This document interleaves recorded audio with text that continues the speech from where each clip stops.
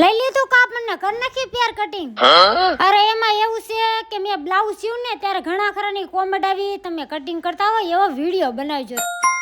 Cutting માં તો એવું છે કે ઘણા ખરા છે ને માપ પટ્ટીયા માપ લેતા હોય, પણ હું માપ પટ્ટીયાથી નથી લેતી. આ જે ડ્રેસ હોય ને એને ઊંધો કરી નાખવાનો અને કાપડ માથે પાથરી દેવાનો, પછી મસ્તની ડિઝાઇન પાડીને સરસ મજાની કુર્તી કટિંગ થઈ ગઈ.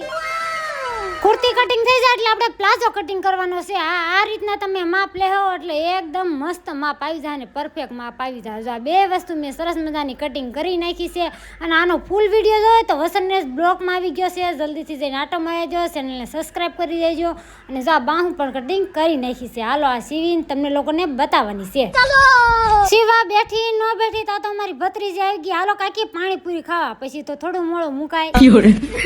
રૂમે આવીને સીવાનું ચાલુ કર્યું એટલે સરસ મજાની પ્લાઝા પેર આપણી મસ્તની રેડી થઈ ગઈ તૈયાર સીવીને. જો આ રીતના મેં કાંક સીવી છે અને આમાં લબ્બર પણ નાખ્યું છે. એકદમ તમે જેવી તૈયાર લો ને એ રીતના મેં કાંક સીવી નાખ્યું છે. એટલે નકરું આ નથી સીવું, આ પટિયાલા સોણી કુર્તી બે વસ્તુ સીવી નાખ્યું છે. વિડીયો ગમ્યો હોય તો લાઈક અને સબસ્ક્રાઈબ. Bye bye.